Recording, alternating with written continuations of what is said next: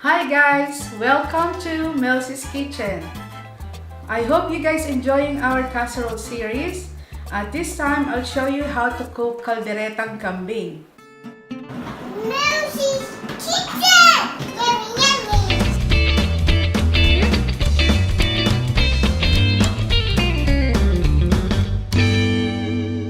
Ito yung paborito ng lutuin ng tatay ko nung araw. Kasi noon, meron kaming karinderya.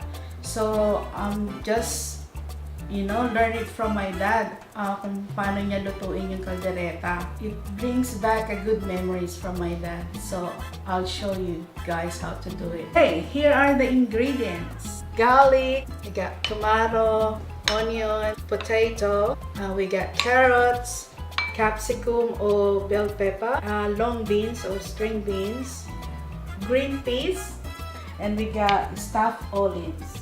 Other two ingredients, goat cheese or Kasong puti, and liver spread. Here's our star of the dish, a kilo of goat pieces. These are the seasoning for our sauce. Let's start cooking! Our pot is now hot and ready, so we need to put olive oil for about 4 to 5 full tablespoons. Add the garlic, minced garlic. Add the peppercorn, bay leaves. Add some onion. This time we're going to put the goat pieces first. We need to sear it for about a few minutes until it's brown. So I used goat pieces, so there's a bit of bones and meat in it. Okay, let's sear it for about 5 minutes. Let it cover. Put the lid on. Okay, let's check our goat meat. Okay. We can now add up our tomato, 2 large tomatoes. We can now add soy sauce, full spoon of vinegar, 2. Let's mix it up. We can now add some vegetable stock, teaspoon.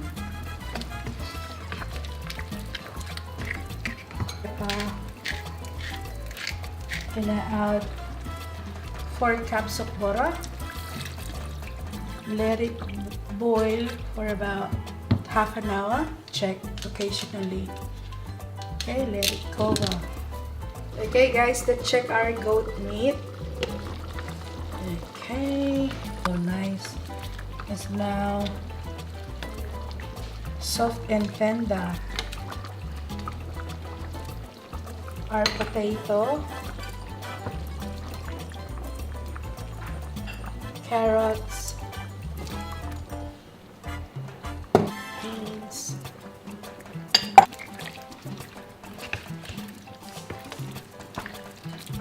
let's cover it and come back for 5 minutes. Okay, let's check our potato and carrots. Carrots is now soft. Yep, same as potato. Okay, we can now add up the capsicum,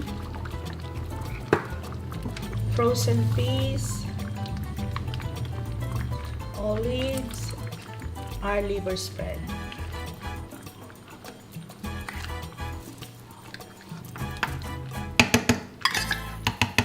Salt. Mix it up.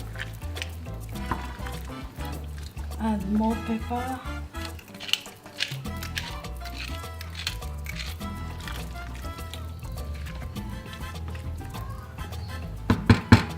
Let it cook yung natin, yung iba pa nating vegetables for 2 minutes. And we'll come back. Look at that. Oh, nice. Let's taste the sauce.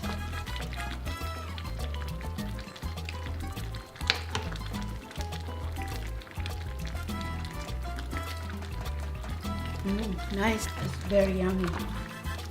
Okay, yan po ang aming kalderetang kambing ni MELCY'S Kitchen. Okay, let's serve this one now.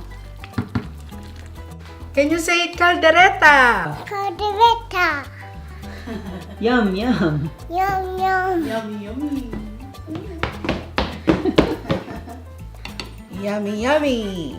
Let's serve this one with rice, of course.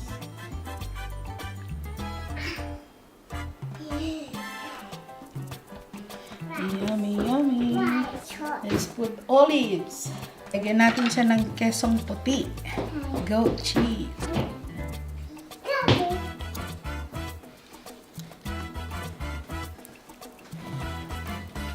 Ayan na po ang aming kaldereta. Kambing. Na may kesong puti.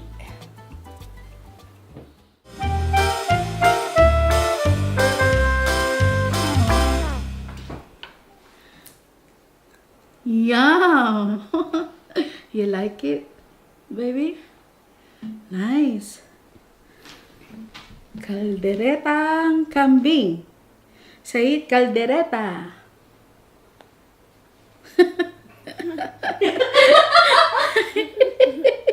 Caldereta. You say Melcy. Caldereta. By MELCY'S Kitchen.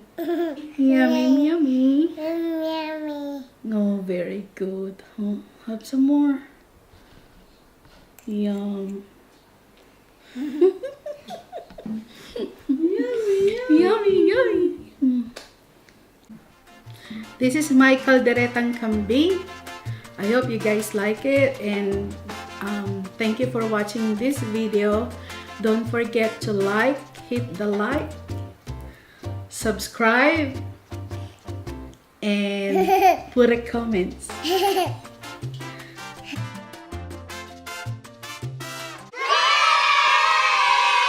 Also would like to greet April birthdays.